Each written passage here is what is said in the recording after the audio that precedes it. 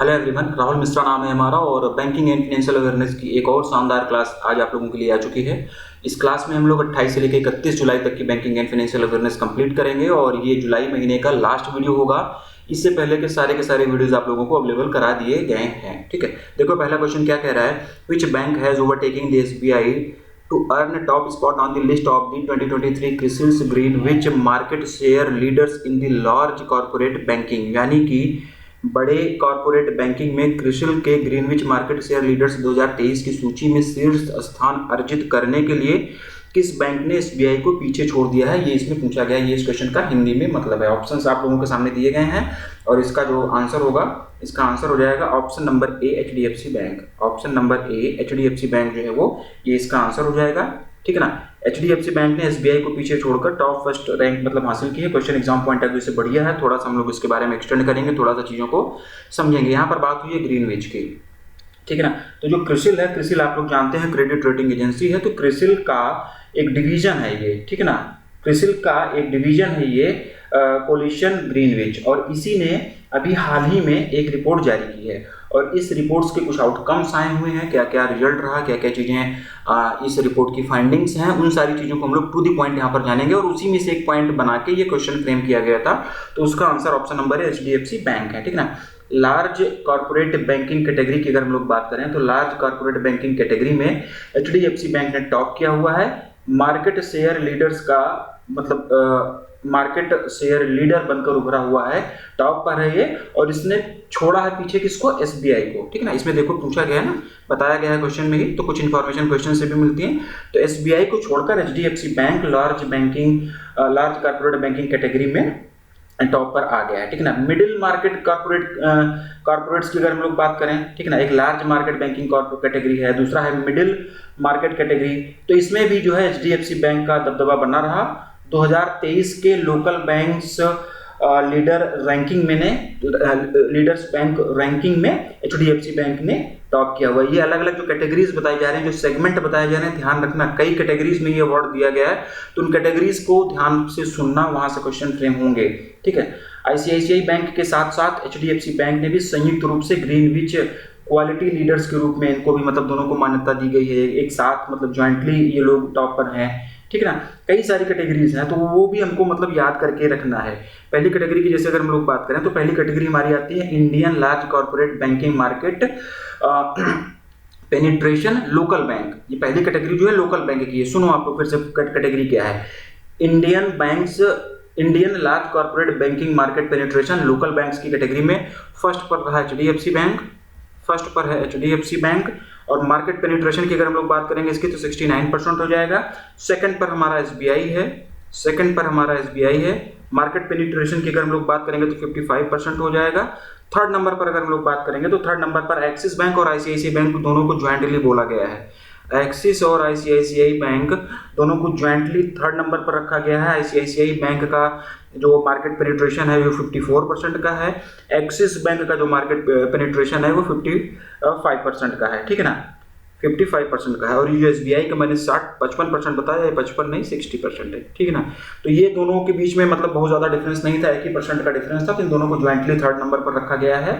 ठीक है ना, टाई हो गया है इन दोनों के बीच में। ठीक, यानी कि लगभग बराबर इसको मान लिया गया। तो ये पहली कैटेगरी थी। पहली कैटेगरी क्या थी फिर से सुन लो, Indian large corporate banking market penetration local banks. ठीक है ना, दूसरी कैटेगरी है Indian large corporate banking market penetration foreign bank. ये लोकल बैंक की थी, दूसरी कैटेगरी जो है हमारी फॉरेन की है, बैंक की है। तो फॉरेन बैंक में जो है स्टैंडर्ड चार्टर्ड, ठीक है ना, फॉरेन बैंक में स्टैंडर्ड चार्टर्ड बैंक जो है वो फर्स्ट पर है और इसका मार्केट पेनिट्रेशन की अगर हम लोग बात करेंगे तो 51% का है। सेकंड नंबर पर अगर हम लोग बात करेंगे तो एचएसबीसी इंडिया। ठीक है ना, एचएसबीसी इंडिया ये सेकंड पर है, ये फॉरेन बैंक वाली कैटेगरी है, इसका मार्केट पेनिट्रेशन 50% का है। ठीक है ना, और लगभग ये बराबर हैं, 50 और 51% का है। तो फर्स्ट सेकंड ना करके इसको टाई करा दिया गया, मतलब दोनों को फर्स्ट रैंक ही दे दिया है, दोनों का टाई अप हो गया है। मतलब टाई अप तो नहीं बोलेंगे, दोनों टाई हो गया, जिसे होता है ना मैच टाई हो गया, बराबर हो गया, तो दोनों को लगभग बराबर मान लिया गया। तो क्वेश्चन ध्यान से सुनना, ऑप्शन क्या दिया है, अगर फर्स्ट सेकंड दिया रहेगा तो फर्स्ट पे स्टैंडर्ड, सेकंड पे एचएसबीसी, और नहीं तो देखो दोनों में से कोई एक ही ऑप्शन दिया। अगर फर्स्ट पूछेगा कि फर्स्ट पे कौन है तो दोनों ऑप्शन कभी नहीं देगा, सिर्फ और सिर्फ एक ही ऑप्शन देगा। तो जो देगा, अगर एचएसबीसी भी दिया तब भी आप लगा लेना, नॉन ऑफ दीज नहीं लगाना। क्योंकि ये द हिंदू में ऐसे लिखा हुआ कि दोनों को लगभग टाई अप हो गया, मतलब दोनों को लगभग बराबर मान लिया गया, स्कोर इनका बराबर है, मार्केट पेनिट्रेशन इनका बराबर है, तो लगभग फर्स्ट रैंक पे ही मान लिया गया, ठीक है ना। अगली कैटेगरी पे हम लोग बढ़ते हैं। तो हमारी जो अगली कैटेगरी है वो है Indian middle market banking market penetration local bank. अभी तक जो थी हमारी लार्ज कॉर्पोरेट बैंकिंग थी, अब जो है Indian middle market banking market penetration local banks की। तो लोकल बैंक्स की हम लोग अगर बात करेंगे तो फर्स्ट नंबर पर एचडीएफसी बैंक है, इसका मार्केट पेनिट्रेशन लगभग 70% का है। सेकंड नंबर पर हमारा आईसीआईसीआई बैंक है, ठीक है ना, आईसीआईसीआई बैंक है, इसका मार्केट पेनिट्रेशन 64% का है। थर्ड नंबर पर जो हमारा है एक्सिस बैंक है, इसका मार्केट पेनिट्रेशन 47% का है। चौथी कैटेगरी पे हम लोग अगर चलते हैं तो चौथी कैटेगरी है Indian middle market banking market penetration foreign bank. तो फॉरेन बैंक में फिर से स्टैंडर्ड चार्टर्ड बैंक ही है, इसका मार्केट पेनिट्रेशन यहाँ पर 20% है। सेकंड नंबर पर एचएसबीसी है, ठीक है, सेकंड नंबर पर एचएसबीसी है, और इसमें थर्ड नंबर पर सिटी बैंक भी आ गया है। सिटी बैंक का पेनिट्रेशन 18% है, एचएसबीसी का 19% है। तो इन दोनों को ज्वाइंटली मतलब सेकंड थर्ड इस तरीके से है, ऑप्शन पे डिपेंड करेगा। अगर ऑप्शन में से कोई एक रहेगा तो दोनों को सेकंड ही मान लेंगे, यानी कि लगभग इनको सेकंड लेवल पर ही, दूसरे नंबर पर ही रखा गया, क्योंकि इनके बीच में 18 और 19 सिर्फ 1% का डिफरेंस है, तो ये नेग्लेक्ट कर दिया गया है, ठीक है ना। 4-5 कैटेगरी होगी। अगली कैटेगरी की तरफ अगर हम लोग बढ़ते हैं तो अगली कैटेगरी है Indian large corporate banking quality, ठीक है ना। फिर से सुनो आप लोग, ये कैटेगरी का नाम है Indian large corporate banking quality. तो इसमें जो लोकल बैंक वाली कैटेगरी है, क्वालिटी में भी मतलब कैटेगरीज बन रही है। लोकल बैंक की कैटेगरी में आईसीआईसीआई बैंक टॉप पर है, ठीक है ना, लोकल बैंक की कैटेगरी में आईसीआईसीआई बैंक टॉप पर है। फॉरेन बैंक के कैटेगरी में बैंक ऑफ अमेरिका टॉप पर है, फॉरेन बैंक की कैटेगरी में बैंक ऑफ अमेरिका टॉप पर है, ठीक है ना। उसके बाद में फिर बैंक ऑफ अमेरिका के बाद में एचएसबीसी और जेपी मॉर्गन आता है। तो इस तरीके से बहुत सारे पॉइंट्स थे इस रिपोर्ट से संबंधित, और ये question exam point of view से बढ़िया भी था। तो मैक्सिमम जितनी कैटेगरीज थी मैंने यहाँ पर आपको डिस्कस कराया, क्योंकि रिपोर्ट थोड़ा बड़ी थी, कुछ और चीजें भी हैं इसमें, और वो एग्जाम पॉइंट ऑफ व्यू से उतनी इंपॉर्टेंट मुझे लगी नहीं, इसलिए मैंने वीडियो में कंसिडर नहीं किया है। लेकिन पीडीएफ में मैं वो भी दूंगा, तो एक बार तब इस पर्टिकुलर क्वेश्चन का आप लोग पीडीएफ भी जाकर देखिएगा, पढ़िएगा, जिससे कि चीजें याद रहें और रिवीजन आप लोगों का होता रहे। 2-3 जगह से एक बार वीडियो देखोगे, एक बार पीडीएफ पढ़ोगे, तो फिर चीजें आपको याद हो जाएंगी। और जो बीच बीच में मैं अपनी रिवीजन क्लासेस लेके आ रहा हूँ 10-10 मिनट के, 15-15 मिनट के होते हैं, इसको फटाफट देख लोगे तो फिर चीजें आपके दिमाग में रहेंगी और फिर एग्जाम में गलत होने के चांसेस बिल्कुल भी नहीं रहेंगे। क्रिसिल की यहाँ पर बात हुई है, मुंबई में, महाराष्ट्र में इसका हेडक्वार्टर हो जाएगा। क्रिसिल का हेडक्वार्टर कहाँ पर हो जाएगा? मुंबई, महाराष्ट्र में। एमडी एंड सीईओ की अगर हम लोग बात करेंगे क्रिसिल के, तो अमीश मेहता, ठीक है ना, अमीश मेहता इसके एमडी एंड सीईओ हो जाएंगे। ICICI bank, HDFC bank, bank of Baroda, Punjab national bank, इन सभी बैंकों का headquarter, tagline, MD and CEO, establishment year, ये सब कुछ आप लोग याद रखना, ठीक है। आगे बढ़ते हैं। By which name federal bank has recently launched a unique non resident saving bank account for NRI women. ध्यान रखना, वुमेन की बात हो रही है। किस नाम से फेडरल बैंक ने हाल ही में एनआरआई महिलाओं के लिए एक अद्वितीय अनिवासी बचत बैंक खाता लॉन्च किया है? ये इसमें पूछा गया है, ऑनलाइनर इसको हम लोग करेंगे, बहुत ज्यादा इसके डीप में नहीं जाएंगे। इसका जो आंसर हो जाएगा एनआरई इवनिंग ईवीई प्लस, यानी कि option number C is the right answer. NRE plus option number C जो है इसका आंसर हो जाएगा। ये चीज ध्यान रखना कि वुमेन्स के लिए ही है, ठीक है ना। और निकाई एंजल्स अवार्ड 2023, निकाई मैं लिख रहा हूँ, हालांकि पीडीएफ में तो मिलेगा ही। निकाई एंजल अवार्ड 2023 के एक हिस्से के रूप में नर्सेस डे आउट इवेंट के दौरान डी मॉन्टफोर्ट यूनिवर्सिटी दुबई में इस एनआरई इवेंट सेविंग अकाउंट को लॉन्च किया गया था। और इस अकाउंट की पहली account holder Abu Dhabi UAE की डॉक्टर जीन सहदपुरी जी हैं। और ये जो डॉक्टर दीन सहदपुरी जी हैं, ये निकाय जो ग्रुप है भाई, जो लिखा गया, ये निकाय ग्रुप ऑफ कंपनीज के एमडी एंड सीईओ हैं, ठीक। बस इतना ही जानेंगे। इस अकाउंट के फीचर्स के बारे में, क्या क्या सुविधाएं मिलेंगी, इन सब चीज़ों में जाने की जरूरत नहीं है। हमको बेचना उछना नहीं है, और हमको मतलब इन सब चीज़ों पे मतलब अननेसेसरी उलझना नहीं है। फेडरल बैंक की भी बात हो गई है यहाँ पे। तो फेडरल बैंक का जो हेडक्वार्टर है वो अलुवा केरला में जो है इसका हेडक्वार्टर हो जाएगा। और श्याम श्रीनिवासन ये इसके एमडी एंड सीईओ हो जाएंगे। टैगलाइन की अगर हम लोग बात करेंगे तो योर परफेक्ट बैंकिंग पार्टनर, ये इसकी टैगलाइन हो जाएगी। Which bank has recently partnered with Dvara Kshetriya Gramin financial services for colending to provide business capital to micro enterprises operating primarily in the unorganised sector, यानी कि हाल ही में किस बैंक ने मुख्य रूप से असंगठित क्षेत्र में काम करने वाले सूक्ष्म उद्यमियों को व्यावसायिक पूंजी प्रदान करने के लिए सह उधार देने के लिए द्वारा क्षेत्रीय ग्रामीण वित्तीय सेवा के साथ में साझेदारी की है, ये इसमें पूछा गया है। और इस बैंक का जो नाम होगा HDFC bank, option number D HDFC bank इसका आंसर हो जाएगा। वन लाइनर ही क्वेश्चन रहेगा, बहुत ज़्यादा डीप में नहीं जाएंगे। यहाँ पर बात हुई है द्वारा के बारे में, द्वारा क्षेत्रीय ग्रामीण फाइनेंशियल सर्विसेज के, तो ये बेसिकली एक NBFC है, ठीक है ना। जो को लेंडिंग मॉडल होता है, इसमें बैंक और NBFC जो है पार्टिसिपेट करते हैं। NBFC मतलब मिलकर को लेंडिंग करते हैं, तो इन दोनों के द्वारा कितना लोन किसके द्वारा दिया जाता है, ये थोड़ा सा आप लोग कमेंट करके मुझे बताओ। जैसे 100 रुपये का लोन देना है को लेंडिंग मॉडल के तहत में, RBI के जो गाइडलाइंस है, जो RBI के रेगुलेशंस हैं, उसके को लेंडिंग मॉडल के तहत में बैंक और NBFC को मतलब को लेंडिंग करना है, सह उधार देना है, तो कितना परसेंट लोन, कितना हिस्सा बैंक के द्वारा लोन दिया जाता है और कितना हिस्सा जो है NBFC के द्वारा दिया जाता है, ये आप लोग कमेंट कर बताओगे। आगे बढ़ते हैं। An automotive manufacturing company Mahindra and Mahindra has recently acquired a 3.53% stake in rupees 417 crore of which bank, यानी कि ऑटोमोटिव विनिर्माण कंपनी महिंद्रा एंड महिंद्रा ने हाल ही में 417 करोड़ रुपए में किस बैंक की 3.53% की हिस्सेदारी खरीदी है, ये इसमें पूछा गया है। ऑप्शंस आप लोगों के सामने है और ऑप्शन नंबर ए RBL बैंक इसका आंसर होगा। ऑप्शन नंबर ए RBL बैंक इसका आंसर होगा। एग्जाम पॉइंट ऑफ व्यू से बढ़िया है। कुछ इन्फॉर्मेशन आपको क्वेश्चन से मिलती है, मैं बार बार बताता रहता हूँ, तो उसको ध्यान में रखना। जैसे 417 करोड़ रुपए याद रखना, 3.53% की हिस्सेदारी याद रखना, RBL बैंक की खरीदी गई है, किसके द्वारा खरीदी गई है, महिंद्रा एंड महिंद्रा के द्वारा खरीदी गई है। ये सारी चीजें याद रखना। मैं बार बार बोलता हूँ कि क्वेश्चन की फ्रेमिंग में इस तरीके से करता हूँ कि कुछ इन्फॉर्मेशन आपको क्वेश्चन से भी मिले तो क्वेश्चन को भी ध्यान से पढ़ा करो। जो इन्फॉर्मेशन मिले, जैसे 417 करोड़ रुपए मिला, 3.53% मिला, तो उसको नोट डाउन कर लिया करो। इसके लिए मत समझा करो कि मैं अलग से इसके लिए अलग से क्वेश्चन बनाऊंगा, ठीक है ना। क्वेश्चन की फ्रेमिंग डिफरेंट तरीके से हो सकती है, तो जो भी किसी भी पर्टिकुलर क्वेश्चन से संबंधित जो भी चीजें बताई जाती हैं उसको सुना करो, नोट डाउन किया करो, PDF पढ़ा करो, PDF में जो एक्स्ट्रा पॉइंट दिए रहते हैं उसको लिखा करो, क्वेश्चन के पढ़ाने के टाइम पर वीडियो में जो एक्सप्लेनेशन बताता हूँ उसको लिखा करो, ठीक है ना। इसकी फ्रेमिंग दूसरे तरीके से भी कर सकते थे कि महिंद्रा एंड महिंद्रा ने अभी हाल ही में RBL बैंक की हिस्सेदारी, RBL बैंक की 3.53% हिस्सेदारी कितने रुपए में खरीदी, तब ये आंसर हो जाता। और ये बता देते कि 417 करोड़ रुपए में RBL बैंक की हिस्सेदारी महिंद्रा एंड महिंद्रा ने कितने % की हिस्सेदारी खरीदी, तब ये आंसर हो जाता। तो क्वेश्चन की फ्रेमिंग बदल सकती है, ये चीज आपको दिमाग में रखना होगा, ठीक ना। ये चीज दिमाग में रखना होगा और इस हिसाब से ही पढ़ना होगा, क्योंकि हलवा पेपर नहीं देंगे, पेपर तो कॉम्प्लिकेटेड करेंगे ना, कुछ ना कुछ टफ करेंगे, और जो पढ़ाया गया आएगा इसी में से। इसके लिए भी मैं 100% श्योर हूँ, पढ़ाया जो गया है आएगा इसी में से। जिसको सारी चीजें याद रहेंगी, जिसके दिमाग में चीजें रहेंगी, वो करके आएगा। नहीं तो फिर यही होगा कि इस तरीके से नहीं पढ़ाया गया, उस तरीके से नहीं पढ़ाया गया। तो थोड़ा सा मतलब एक्टिव मोड में आप लोग ना वीडियो वगैरह देखा करो। RBL बैंक इसका आंसर होगा, ऑप्शन नंबर ए इसका आंसर हो जाएगा। RBL बैंक की अगर हम लोग बात करें तो मुंबई महाराष्ट्र में इसका हेडक्वार्टर हो जाएगा और अपनों का बैंक की इसकी टैगलाइन हो जाएगी। लेकिन अभी इसमें इस क्वेश्चन को थोड़ा सा एक्सटेंड करेंगे, थोड़ी सी और इन्फॉर्मेशन देंगे, ठीक है। काफी सारी इन्फॉर्मेशन क्वेश्चन में बताई गई है, लेकिन इसको थोड़ा सा एक्सटेंड करते हैं। RBI के एक सर्कुलर के बारे में थोड़ा सा डिस्कशन करते हैं। हालांकि बहुत पुराना सर्कुलर है, लेकिन काम में आएगा, न्यूज में आ चुका है। न्यूज में इसी क्वेश्चन की वजह से वो न्यूज में आया है। क्यों आया है? RBI ने 2021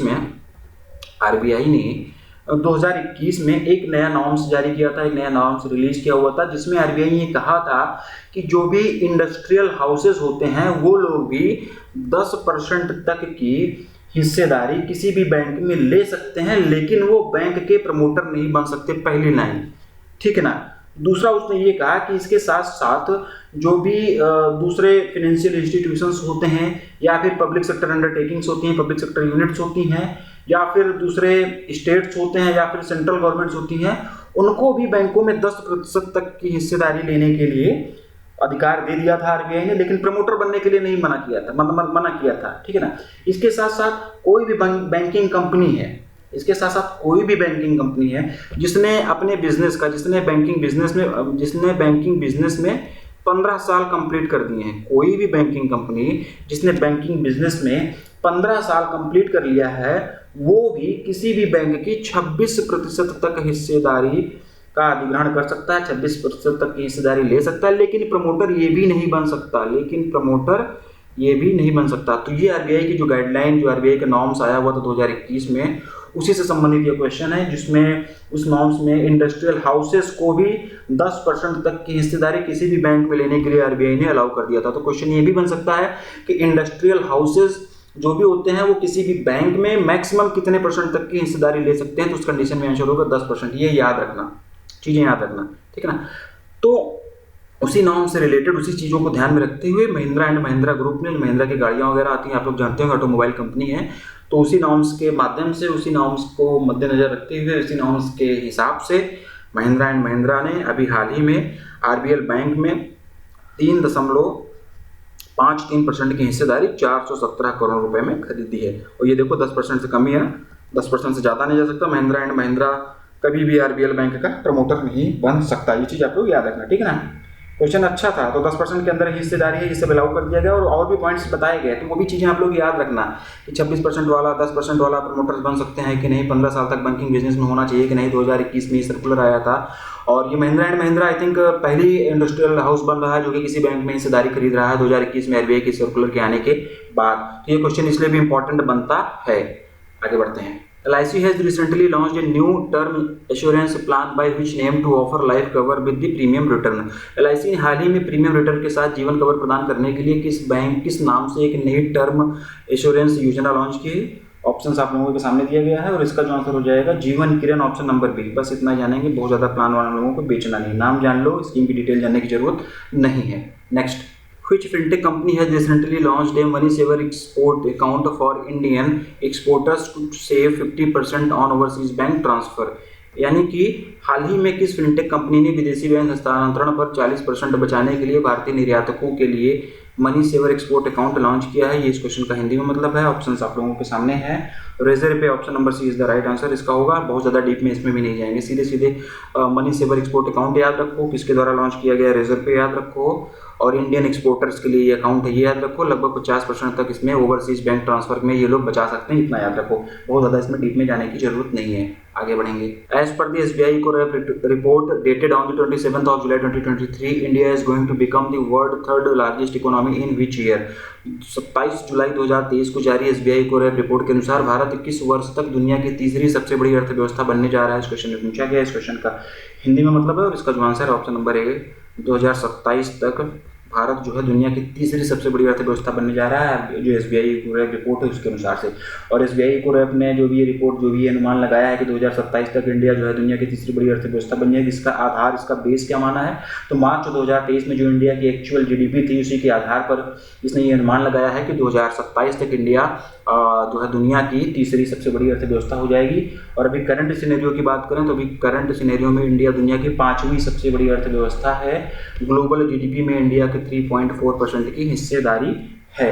आगे बढ़ते हैं। In order to enhance financial awareness and insurance inclusion, IRDAI has recently taken some steps as a part of its state insurance plan. Which of the following statement is true regarding this? Question बढ़िया है, बहुत बढ़िया question है और इस तरीके से question last time GB में पूछा गया था। तो मैं बार बार इस तरीके के क्वेश्चन फ्रेम करके आप लोगों को समझाने की कोशिश करता रहता हूँ, आप लोगों को अवेयर कराने की कोशिश करता रहता हूँ कि आप लोग जानो कि इस तरीके से भी क्वेश्चन फ्रेम किया जा सकता है। वित्तीय जागरूकता और वित्तीय समावेशन को बढ़ाने के लिए IRDAI ने हाल ही में अपनी राज्य बीमा योजना के एक हिस्से के रूप में कुछ कदम उठाए हैं। इससे संबंधित, इसके संबंध में निम्नलिखित में से कौन सा कथन सत्य है? ठीक है ना। IRDAI का एक मतलब स्टेट इंश्योरेंस प्लान होता है और उसी स्टेट इंश्योरेंस प्लान के तहत में IRDAI ने भी कुछ स्टेप्स लिए हैं, कुछ डिसीजंस लिए हैं। जो भी ये पॉइंट 1, पॉइंट 2, पॉइंट 3, पॉइंट 4 दिया गया वो सब, ये सारे के सारे IRDAI के द्वारा लिए गए डिसीजंस हैं। और इसमें पूछा गया है कि कौन सा डिसीजन इसके द्वारा लिया गया सही है या नहीं सही है।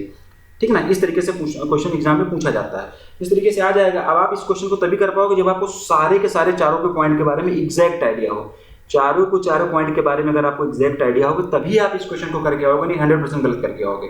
ठीक है ना। तो डीप में जाते हैं, इसीलिए मैं बोलता हूँ कि एक्सप्लेनेशन में जो चीजें दी जाती हैं, जो चीजें मैं बताता हूँ उसको पढ़ा करो। ठीक है ना। पहला पॉइंट क्या कह रहा है, Max Life Insurance has been appointed as the lead insurer of Uttar Pradesh and Arunachal Pradesh by the IRDAI। Second कह रहा है Liberty General Insurance has been appointed as the lead insurer for Delhi by the IRDAI। Third कह रहा है Cholamandalam MS General Insurance has been appointed as the lead insurer for West Bengal by the IRDAI। Max Life Insurance has appointed as the lead insurer for the West Bengal by the IRDAI। ठीक है। ये 4 point दिए गए हैं, कौन कौन से पॉइंट इसमें सही, इस पे पूछा गया है। ठीक है ना। तो बेसिकली किया क्या है कि IRDAI ने अभी कुछ लाइफ इंश्योरेंस कंपनीज हैं, इनको अलग अलग स्टेट्स का लीड इंश्योरर बनाया गया है। लीड इंश्योरर बनाने के पीछे का रीजन ये है कि उस स्टेट में ये लीड करेंगे इंश्योरेंस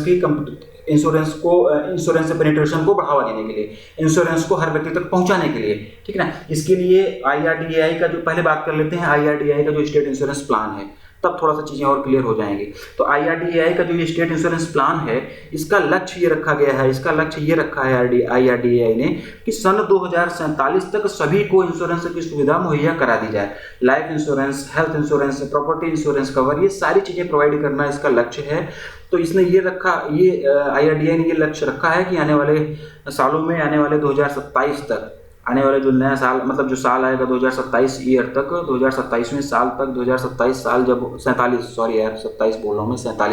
2047 तक सभी लोगों को इंश्योरेंस मुहैया करा दिया जाए, ठीक है ना। तो ये भी क्वेश्चन पूछा जा सकता है कि IRDAI का जो स्टेट इंश्योरेंस प्लान है, उसके हिसाब से किस साल तक IRDAI ने प्लान किया हुआ है कि सभी को इंश्योरेंस मुहैया कराए। तो ये 2047 भी आप लोगों को याद रखना होगा, 2047 भी आपको याद रखना होगा, ठीक है ना। तो ये इसका IRDAI का स्टेट इंश्योरेंस प्लान है, ठीक है। ये इसका स्टेट इंश्योरेंस प्लान है और इसके लिए करता क्या है, 2047 तक सबको इंश्योरेंस प्रोवाइड कराने के लिए IRDAI स्टेप्स क्या क्या ले रहा है। वो अलग अलग राज्यों के लिए किसी एक इंश्योरेंस कंपनी को लीड इंश्योरर बना दिया, मतलब भाई इस स्टेट को तुम टारगेट करोगे, अपनी योजनाएं चलाओ, अपने लोगों के बीच में अवेयरनेस फैलाओ और इंश्योरेंस प्रोडक्ट को सेल करो, इस तरीके से ही है, ठीक है ना। तो आपने स्टेट इंश्योरेंस प्लान समझ लिया होगा, 4 के 4 पॉइंट्स दिए गए, इसमें से कौन सा पॉइंट गलत है, कौन सा पॉइंट सही है, इसमें पूछा गया ना। Which of the following statement is true regarding this. तो इसका जो आंसर हो जाएगा ओनली 1, 2 एंड 3, यानी कि ऑप्शन नंबर सी इसका सही हो जाएगा, ठीक है ना।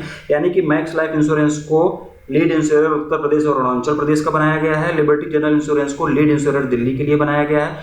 चोलामंडलम MS जनरल इंश्योरेंस को लीड इंश्योरर वेस्ट बंगाल, पश्चिम बंगाल के लिए बनाया गया है।